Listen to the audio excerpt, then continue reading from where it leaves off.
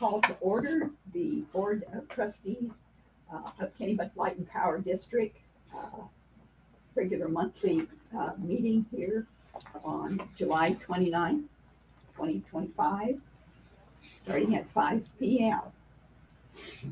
So welcome everybody.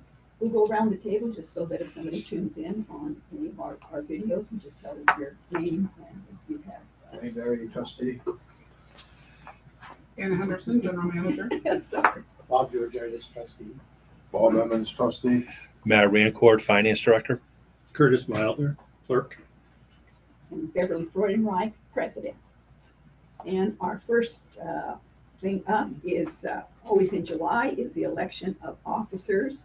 It's for 4 different positions. It's for president, vice president, clerk, and treasurer. Okay, and so we'll kind of take them in that order. And as president, I'm going to make kind of the comment here. It has been my privilege to have been the president for the last 2 years, and they've been really busy years. And during that time, that was during the process of hiring a new general manager, Anna Henderson, to thank for accepting the position here. And during that time, it was great to see how much that we have completed about updating our office service equipment over, and that has been put off for a long time, and that was an important process, and we have been developing that. It's great to see that. For the linemen during those 2 years, we added a pickup truck for the linemen, and as well, the most important is the bucket truck for them, so that they can perform their needed services to the public, and the ongoing process that we're doing and keeping it up of the installations of our smart meters with the ratepayers. So a lot of things have been covered in those 2 years. But I'm going to make the statement that I'm not throwing my hat in the ring here to be president. I think I'll kind of tell you my reasoning on it.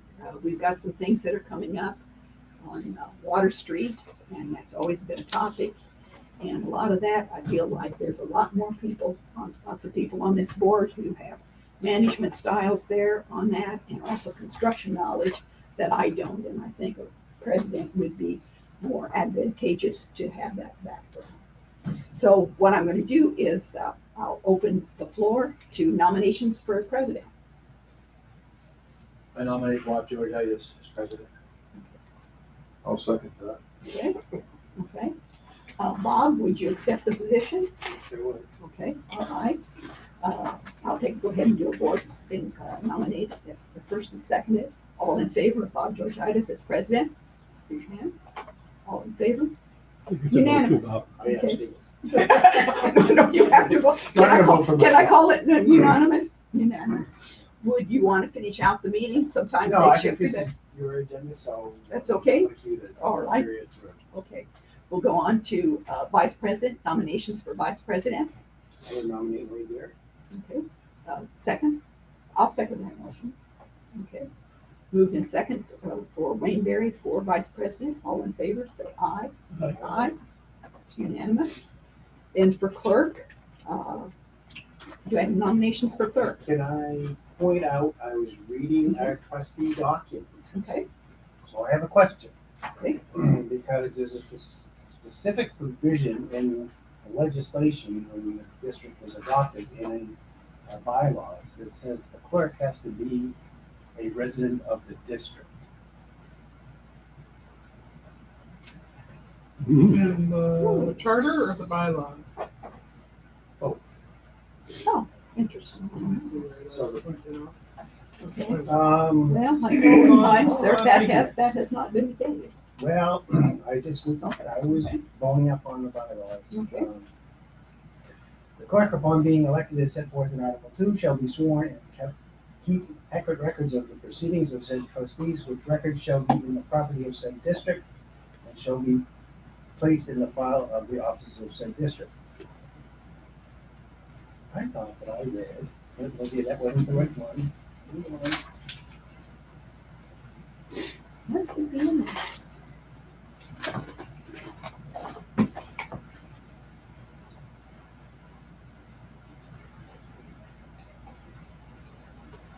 Maybe it was in the statute. Sure. Thank you. And the reason I'm asking Bob is because I had a similar question from the town clerk on the election. So the issue of residency and trustees has been discussed, but I,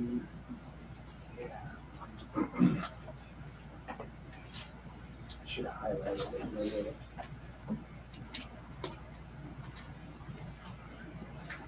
Well, Bob, I'll open it up the floor. I'll nominate somebody who's not. Who is in the district, how's that work? Who is in the district? But I know that has been in the past. I don't think the clerk is such a big deal, but when I saw it, it caught me thinking.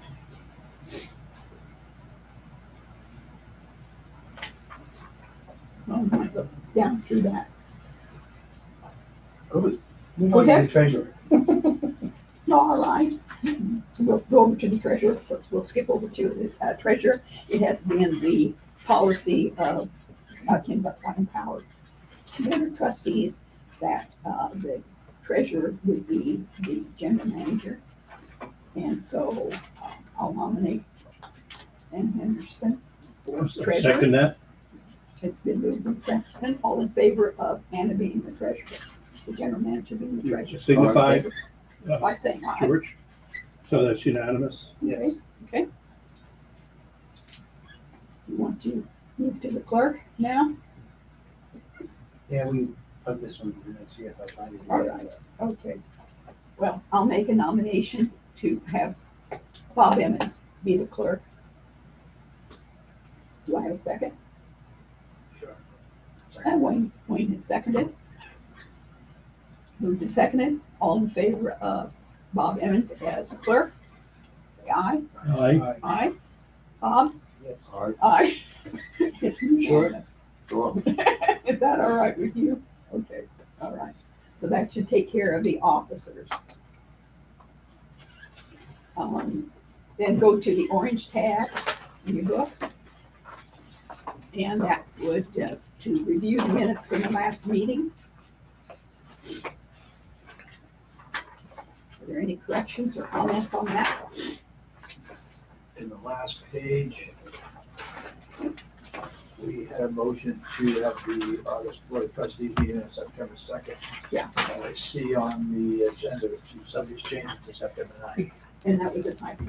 So that September 2nd is the correct date unless we come to a conclusion at the end of this meeting that we want to move to tonight. But it is September 2nd. That was a typo on the agenda. I move the minutes of Board of Trustees meeting at Kennebunk Power District for June 24th, 2025 be accepted. Second. All in favor, say aye. Aye. Motion carried unanimously. Move on down to the green tab, which is the operations report. And again, this is 4 sections. And so rather than jump around, we're going to just take it by section. And the first one is customer service. If you have a question on it, please say which letter it is and then what your question is. So any questions on customer service? Okay. There was noted that 19 home visits for disc action were done. 4 were disconnected. Do we know if they've been reconnected? I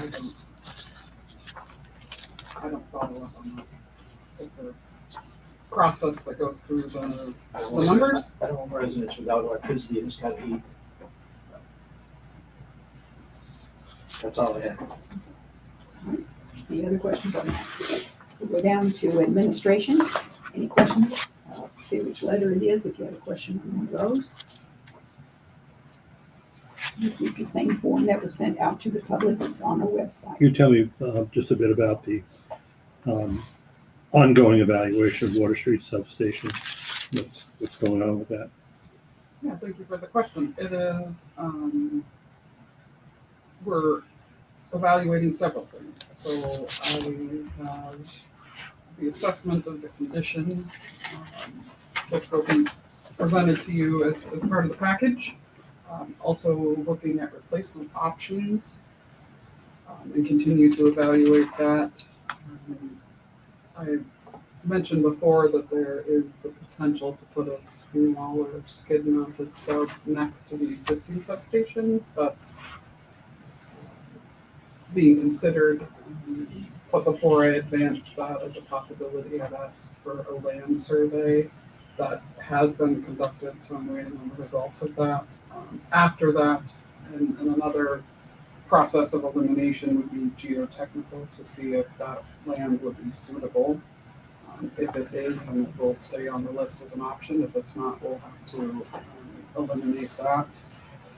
Also looking simultaneously at potential land acquisition options, but nothing apparent or that has been offered to us at this time. The last piece of the puzzle is a preventative maintenance plan on the substation, and specific to Water Street. I've asked them to identify what can be done live versus needing to de-energize, again, because we have some clearance issues where a lot of the work can't be done while the substation is energized. So we'll then the last aspect of that preventative maintenance plan would be a reasonable level of spares to keep on hand for any equipment malfunctions at the substation. We currently do not have substation inventory. So lots of pieces still going on that, but it's moving forward. Could you elaborate what you mean by spares? Spare parts. What kind That's of what I'm parts? working on. Yeah, you're not talking transformer, you're just talking about pieces. We have The whole circuitry and. spares for, because we have the 3 transformers and they're not loaded to capacity. That's part of the configuration strategy is you build it to about 50%. That way if you have to de-energize one, you can put the whole load on another. So we do have spare transformer capacity. We don't have spare transformers for the substation in inventory, if, just to clarify. So, and me not being an engineer, I'm not going to be able to tell you the whole list, but insulators and just things, small circuit pieces that are key to the power coming either into or out of the substation. They might be small and not as big as a transformer, but they're still potentially a single point of We don't failure. have parts. I'm working on building that out. So that's where we are with the Water Street substation thing. And can I add something to this list, which would be G? Yes. The dam, engineering study of the dams. Isn't that something we talked about in the budget? Engineering to what issue specifically? About the condition of the dams? Well, yes, we did.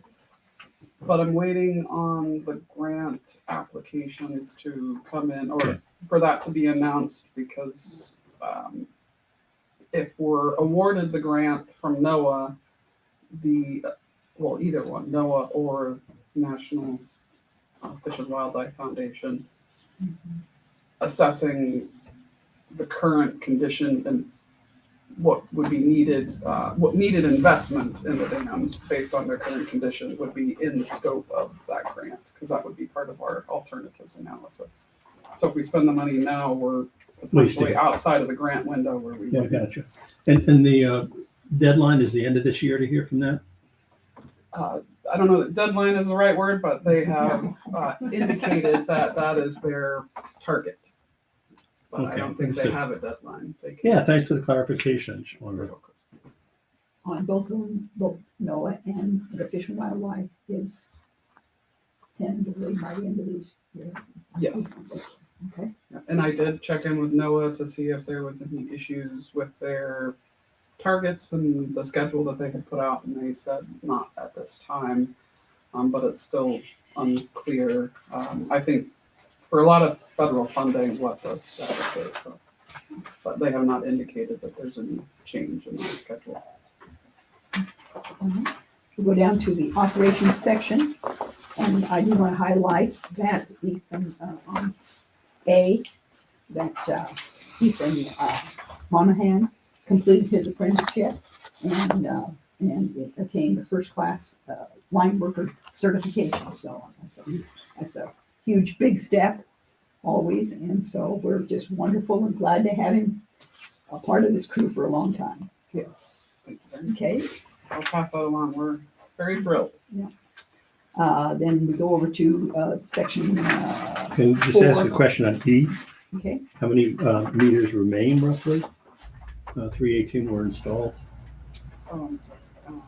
Just That a letter E. rough Oh, yeah, I percentage. thought you said B. E. Sorry, I failed to put that in there. We're less than 2,000 meters at this point. Remaining. Yes, So we're at about 2/3 of the way through. yes, Okay, thank you. and Yeah. seeing the finish line. yeah. I had a question on C. Yes, sir. What is that? Can you explain that a little bit about? Yeah, that is, so back in April of '24, we had two storms, ice storms, back to back. One did not qualify for FEMA, but the second one did. So as part of the FEMA response to these disasters, they added mitigation grants. They have a formula, and I've spoken about this before, but I'm happy to speak about it again because I think it's very important. And so with the mitigation formula, we qualified for tens of millions of dollars. We don't have the outage data to be able to get that level of funding. So the best that we could do is have foreman reports on outage frequency and identifying some of the areas that have frequent outages during storms.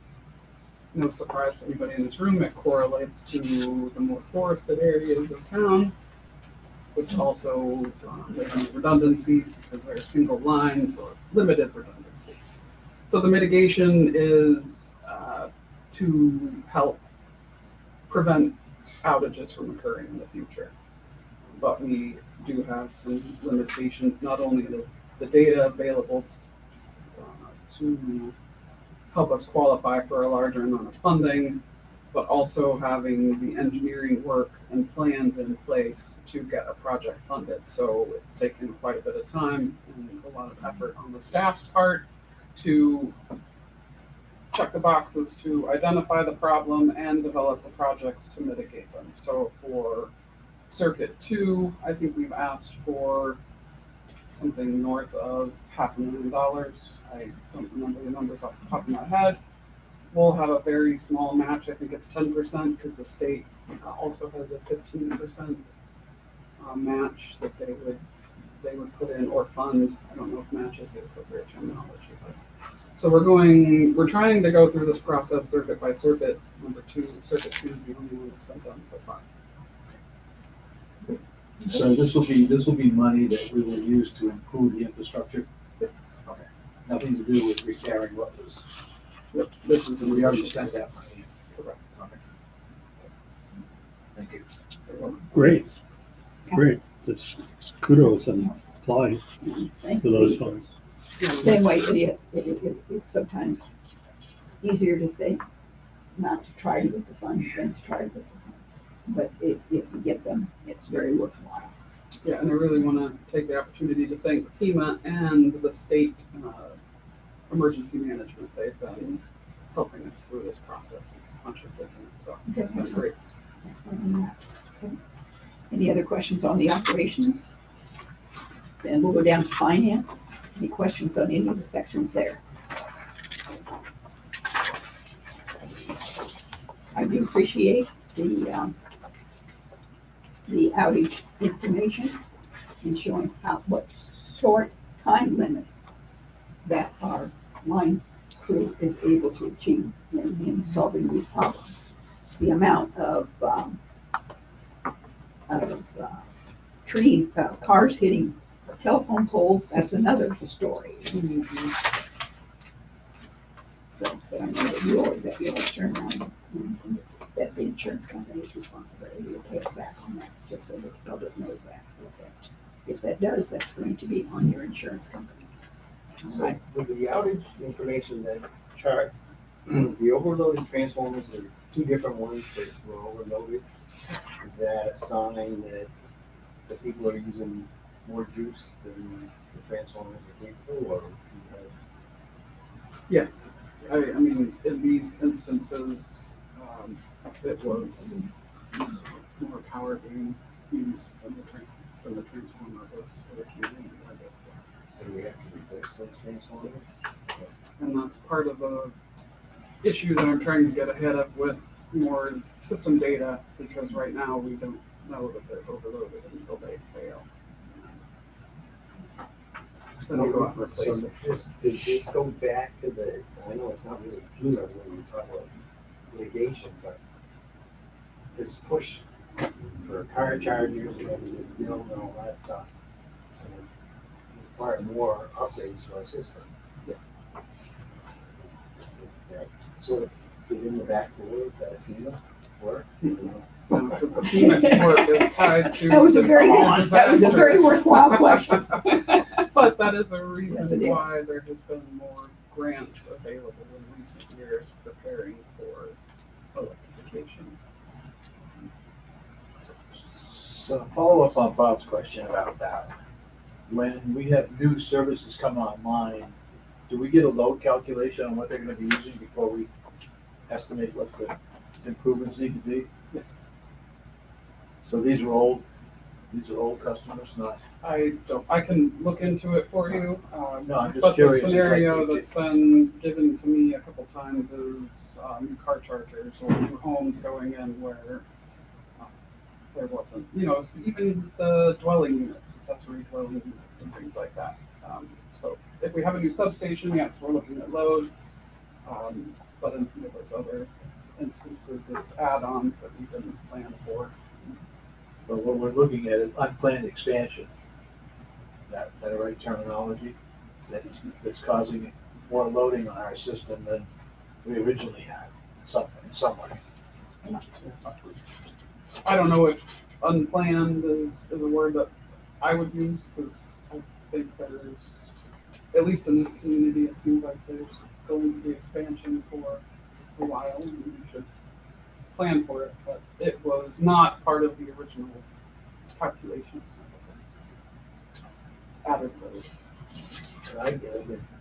I could speak to the one developer that I'm working with, that I know he started the process for new installations and new transformers, but the code changes that just happened this year, and the code changes that will happen that mandate these car chargers wasn't factored into the loading for that development. But they happened down the road. I think that's the toughest part for builders, is they don't know what the code changes require. And I think we're gonna see a lot more 200 bigger services. Can a transformer overload due to its condition? I think the answer is yes. I think I'm gonna have to pass on that one and follow up with you. I know there's transformer failures due to their condition, but overloading typically means the amount of energy you're trying to use versus what it's rated for. Yeah, I didn't mean to, just to say that I believe that the age of the unit the effectiveness declines with age. So, I think, yes, I would agree with the performance can decline with age. Any other questions on the operation? The other side of that is distributed generation. Do we have any data that we could look to on how much that's happening? We have solar, right? With the new meters, we are able to get more granular integer data, but when you have a transformer that serves a neighborhood, if you have 5 homes, I have to to get data, I have to aggregate the meters, which we don't have the system fully implemented yet, Yeah. nor do we have the system to help us manage and use the data. It's just a big table of data. And so unless you have a way of But the data is there, so now it's just a matter of breaking it, getting to a system where we can break it down. So once they get it's evolution of. once they get fully installed and we have the software that we purchased and implemented, we'll have additional reporting capability and alerts on system rating. Thank you. Okay, any other questions on that? Shall we move on into the treasurer? Yellow tab, which is the treasurer's report. Over to Matt. Well, I'm happy to field any questions. Okay. Information again was sent out to the public on our website. So any questions from, How's the delinquent accounts coming? You know, the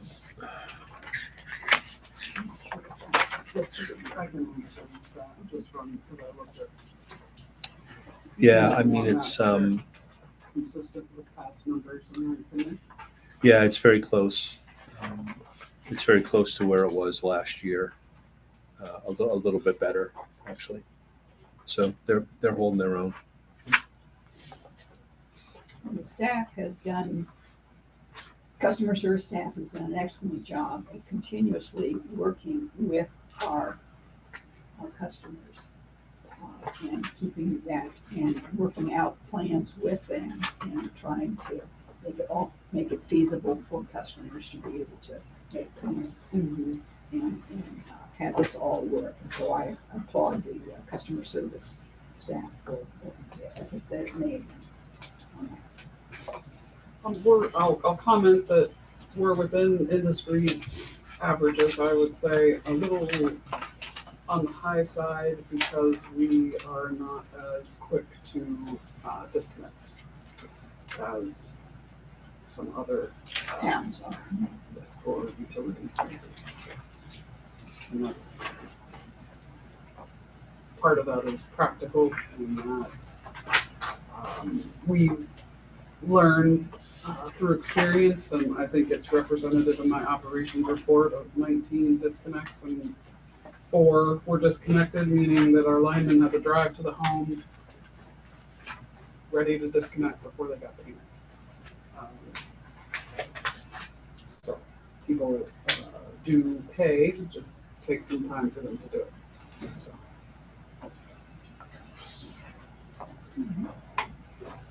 Any other questions on the treasurer's report?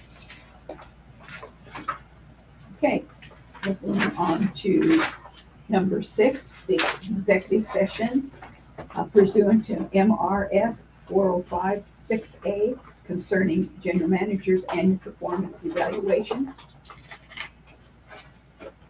I'll make a motion to move to go into executive session in accordance with the MRS 4056A concerning the general manager's annual performance. Second. Okay, it's been moved and seconded to go into executive session. So I can close the door. All in favor of going executive Aye. session? We will go in executive session as of 5:30 p.m. Curtis, are you and I to go into executive session? You're closing the doors, so I would assume.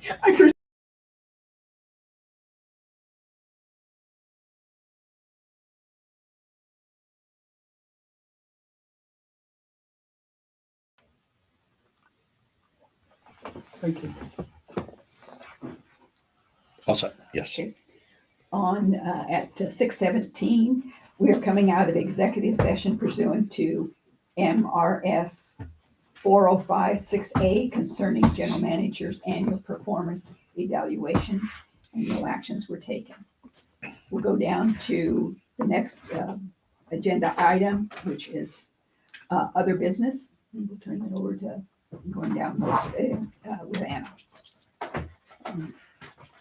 So I'm happy to announce that first item A, we were successfully matched with a fellow.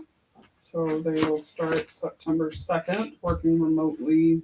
I'll meet with them weekly. She lives in Biddeford, so we were lucky enough to get a local individual. She was a teacher, so she'll be with us for at least a year, maybe two, depending on how the project goes. And just as a reminder, she's going to be helping develop our grid security or resilience plan. The state's calling it climate action plan, but the feds are not wanting to have anything that says climate. It's all been changed to resilience. So Resilience is the new term. yes. So just making sure I'm consistent in my my verbiage. So very excited about that. There's a lot going on the plan for the state. I just attended a meeting with the PUC last week. They have been working with Berkeley National Labs to develop a template for the consumer-owned utilities. But there's also a template already available from Argonne Labs and DOE. So one of the comments I made to the PUC was why we need to know which one to use. And anyway, so we're working that out. But I have contacts with the Department of Energy and the labs from a regional workshop that I did earlier this summer down in Massachusetts. It was put on by NEPA. And then I was just contacted this week by the same group who is working on what they call the Frontier Project, which is resilience plans for rural areas, and they'd like us to participate in that. So I haven't called them back yet, but lots of interest, lots of good things going on. Hopefully, obviously self-serving and that we need to develop our own plan, but my goal is to help out some of the other consumer-owned utilities in Maine by providing the template. And they, we all have different circumstances, but we're all being affected, so that's good news. Okay. Any questions on that before I move on? Okay. And we had 50 applicants, so lots of good opportunities. And I had to look at all the applications. I only interviewed 5 who had selected KLPD as their top choice. So it was a good process. Based on that, and just to have you reiterate how often this person is here, and kind of explain that to us a little bit. Yeah, so we had the choice in the program to do in-person, hybrid, or remote. I didn't think that I was going to get anybody local, so I just said remote, but then she's here in Biddeford, so she will visit as needed, but the program requires that I mentor frequently, so we'll meet at least, try to meet once a week, at least every 2 weeks. And that is paid for by DOE. We just have to provide a laptop and email and things like that to communicate with her. So. Okay. Yeah. Any other questions on that? Okay. The next one is the National Fish and Wildlife Foundation grant application. We submitted that. I submitted that on the 17th of this month. So just last week, so we should be hearing back hopefully in the next couple of weeks. They did express interest in our project and sent a consultant to help us fill out the application. So they reviewed the application before we submitted it and provided some feedback. And then, so that's a good indication that they're interested. What's the funding level? $1 million. And it's for examination of. Yep, the feasibility assessment on the dams. The NOAA grant had a larger budget, so we were able to include some design and permitting, but with this one having a smaller budget, only up to $1 million, we had to cut some of that off just to stay within the $1 million. But hopefully we're successful. And I have a question on that a little bit. Since the NOAA grant is still out there, can you have both? Let's say if Fish and Wildlife came back first, and I'm not sure what their timetable, what is Fish and Wildlife? How soon would you have to utilize that grant? That I've contemplated this issue and I don't have an answer for you because I don't know if I get the smaller one before I know about the bigger one, then I'll have to figure that out. Whether I But have if to you just choose have Fish and Wildlife, how soon does that have to be utilized? Oh, they're both 2 year scope. Oh, it's 2 years scope. Okay, that's what I just needed. to know. Well, excuse me, Fish and Wildlife, National Fish and Wildlife Foundation is 2 years, NOAA is 3 years. Okay. Okay. Good work on finding that and applying for it. No, that really, Thank you. excellent. I'm looking at things on that. Thank you very much. And then the last item, I did not bring the handout. I apologize. There is some training that's being offered to trustees. And I wanted to make you aware of that. And then we have to decide if it's going to be a couple of you or you can go 2 without noticing a meeting, or if more than 2 of you attend, then you have to notice me. Excuse me. It's on August 27th, so it sounds like some of you may be out of the office anyway. And the purpose of this commissioner training is to provide a comprehensive overview of public officials and employment practices liability exposures, along with real-world claim examples to help you govern with confidence. And so this is just a Zoom meeting from Yes. 10, it's from 10 until 11 on August 27th. And then we could have 2. If it's a Zoom meeting, we would have to notice that more than 2 of us attended a Zoom meeting? It's a web, is it a Zoom or is it a webinar? Interactive or not? It is interactive. Okay, so it's a Zoom. I don't know if it's Oh, specific, yeah, they didn't notice it here, but I've attended their other ones and they do have a question and answer period. They go through their presentation and take questions. When do they have to know? They don't say, they're pretty flexible, so I would try just to give at least a week notice if possible on who will Can attend. you send out the invitations to all of us if we can decide which one's gonna do it? I know that I don't have internet signal where I want to be. Well then, Bob, how do you plan to govern with confidence? Swinging a prayer? It's okay. Good luck. You're the president now. I'm winging a prayer. I can send it out, Yeah, but please then do. how are you gonna decide who's gonna go? Well, Because you he's not, can't we meet know he's not amongst, gonna do it. so then you Are you go. away? No, you're here. I'm here. Okay. I could do it. No, I I can could do be it one. if you wanted to. Good. And Wayne, and No, Curtis, do you have interest in it? I have interest, but schedule makes it tough. Can you record the meeting? They do, I do And think they then watch the record video. it. Yeah, they do record it. Yeah, I can do it on the 27th. So if you want to pick 2 of you to go, and then the recording will be available later, or neither of you have to go. We do get a discount for attending training, but the staff and I have attended other training sessions, so. I can send it out and then we'll figure out. So then there's a fee who's for gonna go. us attending, No, there's, that's part of our part of our insurance. membership. You record a Zoom meeting. I don't know why, I don't understand why it's limited either. It's just a, I think there's that interactive component to it.